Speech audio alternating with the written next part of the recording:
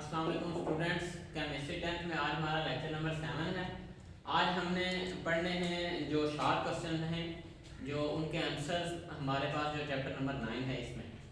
तो सबसे जो पहला क्वेश्चन है वो ये है कि justify that equilibrium in a reversible chemical reaction is dynamic in nature. कि हमारे पास जो इक्विलिब्रियम होता है किसी भी रिवर्सिबल रिएक्शन में, वो डायनामिक होता है अपनी नेचर में। ये हमने जो बताना है, इसको हमने प्रूव करना है। अब इसके लिए हमारे पास जो एक हमने एग्जांपल लेनी है जो रिवर्सिबल रिएक्शन की, वो हमारे पास जो रिवर्सिबल रिएक्शन है वो कौन सा है? वो हमारे पास रिवर्सिबल रिएक्शन है डाइनाइट्रोजन टेट्राऑक्साइड का। हमारे पास जो रिवर्सिबल रिएक्शन है वो किसका है? डाइनाइट्रोजन टेट्राऑक्साइड का। ये हमारे पास इसका रिवर्सिबल रिएक्शन है। इसकी अब डीकंपोजिशन होती है, मतलब ये कि ब्रेक डाउन होती है, ये टूटता है और हमारे पास जो प्रोडक्ट बनता है वो क्या है? NO2 nitrogen dioxide. हमारे पास क्या बनती है? नाइट्रोजन डाइऑक्साइड बनती है। नाइट्रोजन टेट्राऑक्साइड की डीकंपोजिशन हुई, इसकी ब्रेक डाउन हुई, हमारे पास क्या बनता है? Nitrogen dioxide. अब हमने देखना यह है कि इस रिएक्शन में जो पहला रिएक्शन है ये रिवर्सिबल रिएक्शन है। अब मैं इसको अलग अलग करके लिखता हूँ रिएक्शंस को। पहले में क्या होता है? पहले N2O4 इसकी ब्रेक डाउन होती है और ये चेंज होता है किसमें? 2NO2 नाइट्रोजन डाइऑक्साइड में। ये हमारे पास, इसे मैं फर्स्ट रिएक्शन का नाम देता हूँ। अब इसके साथ हमारे पास जो दूसरा रिएक्शन होता है वो क्या होता है? उसमें हमारे पास जो N2O4 है 2NO2, अब इसकी क्या हुई है? ये दोबारा कन्वर्ट हो रहा है किसमें? डाइनाइट्रोजन ऑक्साइड में।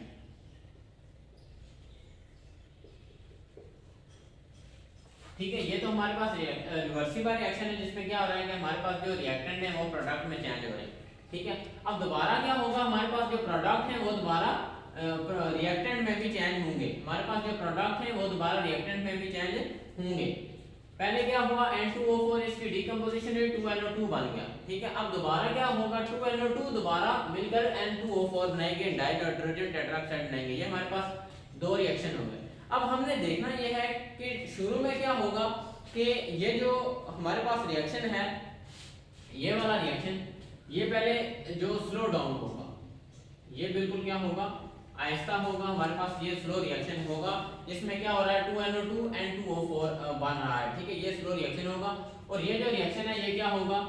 Speed up. इसकी स्पीड क्या होगी? बहुत ज्यादा होगी, जिसमें क्या हो रहा है कि N2O4 इसकी ब्रेक डाउन हो रही है और NO2 बन रहा है। ये रिएक्शन स्पीड अप होगा और ये रिएक्शन इसमें दोबारा NO2 क्या बना रही है? N2O4 dinitrogen tetroxide. ये रिएक्शन स्लो डाउन होगा। हमारे पास ये शुरू में होगा, जैसे जैसे वक्त गुजरता जाएगा। अब हमारे पास एक ऐसा वक्त आएगा जब क्या होगा कि ये जो हमारे पास दोनों रिएक्शन हैं इनकी स्पीड क्या हो जाएगी? बिल्कुल इक्वल हो जाएगी। दोनों रिएक्शन की जो स्पीड है, जो इनका रेट है, वो क्या हो जाएगा? बिल्कुल इक्वल हो जाएगा। रेट इनका बिकम्स इक्वल, बिल्कुल आपस में बराबर हो जाएगा। जितने रिएक्टेंट ये N2O4 इनके जितने जो हमारे पास मोल हैं वो मिलकर NO2 बनाएंगे, इतने ही दोबारा क्या होंगे? NO2 के मिलकर N2O4 भी बना देंगे, इसकी फॉर्मेशन हो जाएगी। अब हमारे पास क्या होगा कि दोनों जो फॉरवर्ड हमारे पास रिएक्शन है उसका जो रेट है और जो रिवर्स रिएक्शन है उसका जो रेट है वो क्या हो जाएंगे? इक्वल हो जाएंगे। इसका मतलब क्या हुआ कि उस वक्त हमारे पास जो इक्विलिब्रियम होगा उसे हम क्या कहेंगे? Dynamic equilibrium. उसे हम क्या कहेंगे? Dynamic equilibrium. मतलब ये कि हमारे पास जो रिएक्टेंट है और जो प्रोडक्ट है उनकी कंसंट्रेशन अगर इक्वल हो गई है रिवर्सिबल रिएक्शन में, तो उस कंडीशन को हम क्या कहते हैं? Dynamic equilibrium. अब ये हमारे पास डायनामिक इक्विलिब्रियम एस्टैब्लिश हो चुका है। ये जो रिएक्शन पहले मैंने यहाँ पर लिखा हुआ था, तो ये हमारा था पहला क्वेश्चन। हमने इसमें ये बताना था कि डायनामिक इक्विलिब्रियम कैसे एस्टैब्लिश होता है इन रिवर्सिबल रिएक्शन। तो मैंने आपको बताया कि कैसे रिएक्टेंट मिलकर प्रोडक्ट बनाते हैं, दोबारा वही प्रोडक्ट रिएक्टेंट में चेंज होते हैं, वही प्रोडक्ट जो होते हैं वो दोबारा रिएक्टेंट का काम करते हैं और दोबारा हमारे पास जो असली रिएक्टेंट होते हैं उनमें कन्वर्ट हो जाते हैं। अब हमारे पास क्या होता है कि शुरू में रिएक्शन ये जो NO2 को था, ये रिएक्शन स्लो डाउन था, जो ये दोबारा तब्दील हो रही है N2O4 में। लेकिन जो हमारे पास N2O4 की ब्रेक डाउन हो रही है और NO2 बन रहा है, वो रिएक्शन क्या था? बहुत तेजी से चल रहा था और एक वक्त ऐसा है कि ये दोनों रिएक्शन क्या हो गए? इक्वल हो गए। तो इसका मतलब है कि हमारे पास डायनामिक इक्विलिब्रियम क्या हो चुका है? एस्टैब्लिश हो चुका है। अब हमारे पास जो अगला क्वेश्चन है दूसरा, वो हमारे पास क्वेश्चन नंबर 2, उसे हम देखते हैं वो क्वेश्चन क्या है। हमारे पास जो क्वेश्चन नंबर 2 है वो ये है कि what do you mean by forward and backward rate constant, कि हमारे पास जो फॉरवर्ड और बैकवर्ड रेट कांस्टेंट है उनका मतलब क्या होता है। तो आपने हमारे पास जो एक जनरल रिएक्शन है जो हमने लॉ ऑफ मैथ सेक्शन में पढ़ा वो मैं यहाँ पर लिख रहा हूँ कि a प्लस बी, हमारे पास ये रिएक्टेंट है, ये चेंज हो रहे हैं किसमें, प्रोडक्ट में c प्लस डी, ये हमारे पास एक जनरल रिएक्शन है। अब हमने इस रिएक्शन से देखना है कि हमारे पास जो फॉरवर्ड रेट कांस्टेंट है और बैकवर्ड रेट कांस्टेंट क्या होता है। अब हमने इस रिएक्शन में पहले ये जो फॉरवर्ड रिएक्शन है इसका रेट निकालना है, रेट ऑफ फॉरवर्ड रिएक्शन।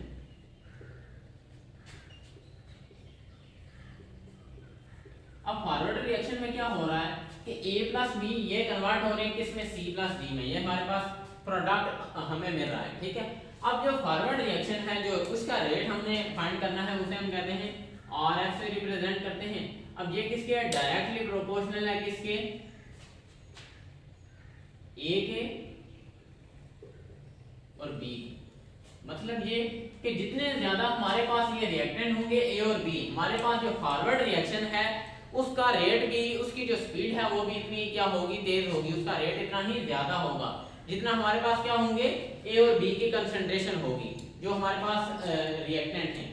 अब इसी तरह हमने दूसरी जो चीज देखी इसमें हमने ये देखना है, अब हमने ये प्रोपोर्शन का साइन जो है ना इसे खत्म किया तो हमारे पास जो साइन ऑफ प्रोपोर्शनैलिटी खत्म करने के लिए एक कांस्टेंट आता है, तो वो कांस्टेंट हम लगाते हैं इसकी जगह KF, ठीक है। ये हमारे पास क्या है, रेट कांस्टेंट है और आगे आ गया A और B।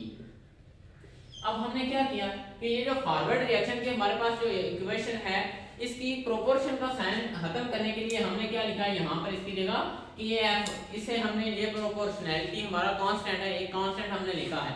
अब ये जो KF है इसे हम क्या कहते हैं, ये हमारे पास होता है फॉरवर्ड रेट कांस्टेंट। KF क्या होता है, फॉरवर्ड रेट कांस्टेंट, इसे हम कहते हैं फॉरवर्ड रेट कांस्टेंट। अब इसी तरह हमारे पास जो दूसरा रिएक्शन है, यही जो रिएक्शन है इसे हम देखते हैं, हमारे पास जो रेट होता है रेट ऑफ रिवर्स रिएक्शन।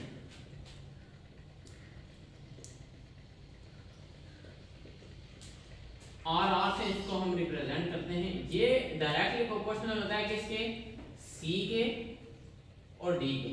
जितनी ज्यादा ये C और D की कंसंट्रेशन होगी इतना ही ज्यादा हमारे पास जो रिवर्स रिएक्शन है उसका रेट होगा।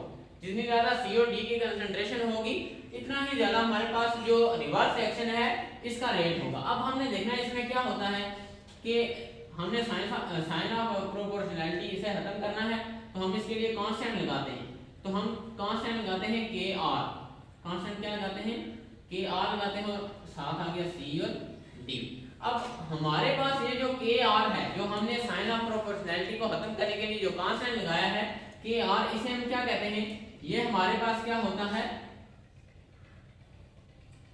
बैकवर्ड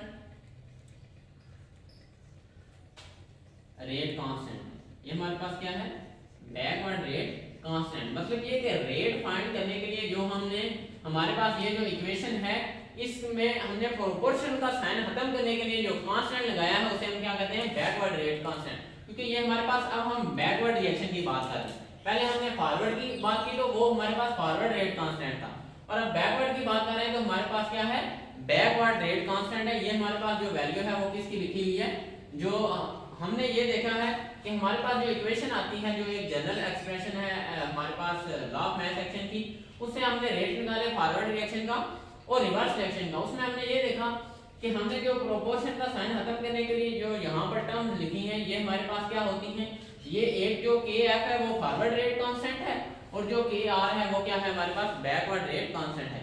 अब इसके बाद जो हमारा अगला क्वेश्चन है वो क्या है, अगला हमारा क्वेश्चन है जो क्वेश्चन नंबर 3, वो ये है कि हमने यूनिट्स निकालने हैं, जो यूनिट्स हैं वो फाइंड करने हैं। हमारे पास एक रिएक्शन ने दिया हुआ है उसकी हमने यूनिट्स निकालने हैं, तो हम अगले क्वेश्चन में यूनिट्स निकालते हैं। हमारे पास क्या आते हैं, तो क्वेश्चन नंबर जो 3 है वो हमारे पास है deduce the unit of Kc। हमारे पास जो Kc है इक्विलिब्रियम कांस्टेंट, उसकी हमने यूनिट निकालनी है for the dissociation of PCl5 to PCl3 and Cl2। हमारे पास डिसोसिएशन जो ब्रेकडाउन होती है, जो टूटता है, हमारे पास PCl5, ठीक है। अब वो किस में जाएगा था, ये हमारे पास रिवर्सिबल रिएक्शन है, PCl3 प्लस क्लोरीन गैस हमारे पास बनी है, ठीक है। अब हमने क्या करना है इसमें, ये हमारे पास एक रिवर्सिबल रिएक्शन दिया गया है, अब हमने इसमें से यूनिट निकालने हैं। अब इसके लिए हमारे पास क्या होना चाहिए कि हम Kc की एक्सप्रेशन लिखेंगे, Kc की एक्सप्रेशन लिखेंगे। अब आपको पता है कि Kc की जब हम एक्सप्रेशन लिखते हैं तो हम प्रोडक्ट हमेशा ऊपर लिखते हैं और रिएक्टेंट हमेशा नीचे लिखते हैं। तो PCl3 इसे लिखेंगे ऊपर और Cl2 भी हमारा जो प्रोडक्ट है इसे भी लिखेंगे ऊपर। अब नीचे हम लिखते हैं रिएक्टेंट, तो PCl5 को क्या लिखेंगे, नीचे लिखेंगे, ठीक है। ये हमारे पास Kc इक्विलिब्रियम कांस्टेंट की हमने एक्सप्रेशन लिख दी है। अब हमने क्या करना है कि ये जो हमारे पास हर एक स्पीशी है, एक स्पीशी ये है, एक ये है, एक ये है, अब हमने इसके लिए इसका यूनिट लिखना है और हर स्पीशी के लिए जो यूनिट होगा वो क्या होगा, मोल पर dm3, ठीक है। अब इसकी इस PCl3 की जगह हम क्या लिखते हैं, मोल पर dm3। अब इस Cl2 की जगह भी क्या लिखते हैं, मोल पर dm3। अब हम क्या लिखते हैं, PCl5 की जगह भी हम क्या लिखेंगे, अपना जो यूनिट लिखेंगे वो लिखेंगे मोल पर dm3। ये हमारे पास आ गया PCl5 की जगह भी यूनिट। अब हमने इनके हर एक स्पीशी के क्या कर दिए, यूनिट लिख दिए। अब हमें पता है हमने क्या करना है, ये हमारे पास जो यूनिट है और ये यूनिट कैंसिल हो गया, तो हमारे पास जो बचा है वो क्या बचा है, Kc = मोल पर dm3। हमारे पास जो यूनिट बचा है वो क्या है, मोल पर डेसीमीटर क्यूब। इसका मतलब ये है कि हमारे पास जो PCl5 इसकी डिसोसिएशन हुई, इसकी ब्रेकडाउन हुई, ये PCl3 और Cl2 में जॉइन हुआ, इसमें हमने Kc का जो यूनिट निकाला है वो हमारे पास क्या आया है, मोल पर डेसीमीटर क्यूब। जो एक्सप्रेशन हमने लिखी और उसके बाद हमने यूनिट्स लिखी, उसके बाद हमने जो यूनिट निकाला वो क्या है, मोल पर डेसीमीटर क्यूब। तो ये हमारा था जो क्वेश्चन नंबर 3 था। अब हमने आगे देख रहे हैं क्वेश्चन नंबर 4 हमारा क्या है।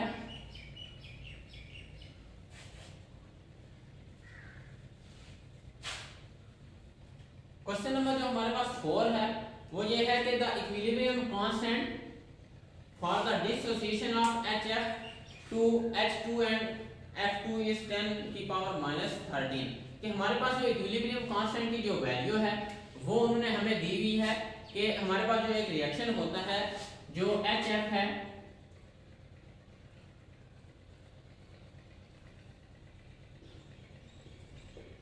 उसकी हमारे पास क्या होती है, जो एक हमारे पास उसकी ब्रेकडाउन होती है, तो वो चेंज होता है H2 और F2, ठीक है। अब इसके लिए उन्होंने हमें Kc की वैल्यू दी है। Kc की वैल्यू क्या होती है, 10⁻⁻13। इक्विलिब्रियम कांस्टेंट के लिए इस रिएक्शन के लिए इक्विलिब्रियम कांस्टेंट की जो वैल्यू है वो क्या आती है, 10⁻⁻13 आती है। अब क्वेश्चन ये है कि what conclusion do you draw from this information, कि ये जो हमें उन्होंने इंफॉर्मेशन दी है, मतलब इंफॉर्मेशन इसमें क्या है, इंफॉर्मेशन उन्होंने हमें दी है Kc की वैल्यू 10⁻⁻13। अब ये जो हमारे पास जो इंफॉर्मेशन है ये हमें क्या कंक्लूजन, हम इससे किस नतीजे पर पहुंचते हैं। अब हमने पहले पढ़ा है कि हमारे पास क्या होता है कि जब Kc की वैल्यू देखें माइनस में है, इसका मतलब है Kc की वैल्यू क्या है, वेरी स्मॉल है। Kc value is very small. जब Kc की वैल्यू क्या होती है, बहुत ही छोटी होती है, इसका मतलब क्या होता है, इसका मतलब यह होता है कि हमारे जो पास जो फॉरवर्ड रिएक्शन है वो यहाँ पर जो हम उसे अचीव नहीं कर सकते।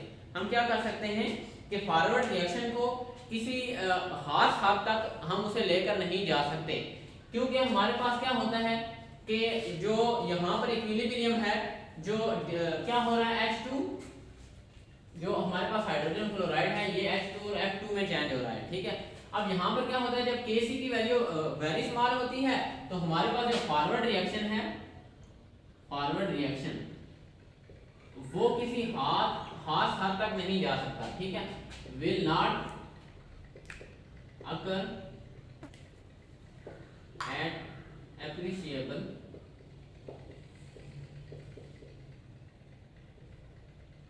एक्सटेंट, कि वो किसी खास हद तक नहीं जा सकता। मतलब ये कि रिएक्शन ज्यादा देर तक फॉरवर्ड डायरेक्शन में जो नहीं जा सकता।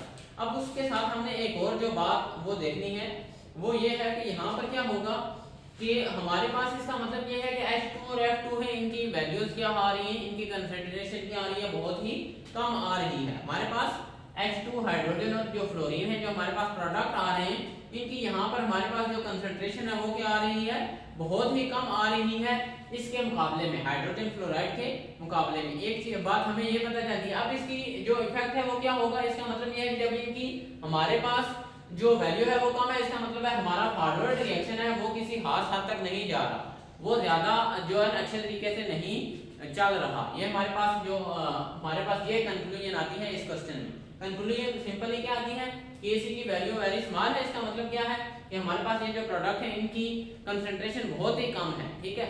जब प्रोडक्ट की कंसंट्रेशन कम है इसका मतलब है फॉरवर्ड जो रिएक्शन है वो अच्छी तरह से अचीव नहीं हो रहा। अब ये था हमारा जो क्वेश्चन नंबर 4 था। अब हमने देखना है आगे क्वेश्चन नंबर 5 वो क्या है। क्वेश्चन नंबर 5 हमारे पास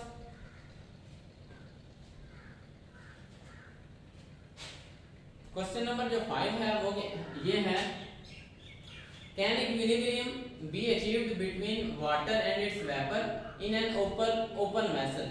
कि हमारे पास जब ओपन वेसल होती है तो अगर हम वाटर और उसके वेपर्स के दरमियान रिएक्शन करवाते हैं, वाटर और वाटर वेपर्स जो वेपर्स हैं इनके दरमियान हम रिएक्शन करवाते हैं और हमारे पास जो इसके लिए रिएक्शन का हो रहा है ओपन वेसल में, तो क्या हमारे पास इक्विलिब्रियम एस्टैब्लिश हो सकता है। तो इसका क्वेश्चन है कि इक्विलिब्रियम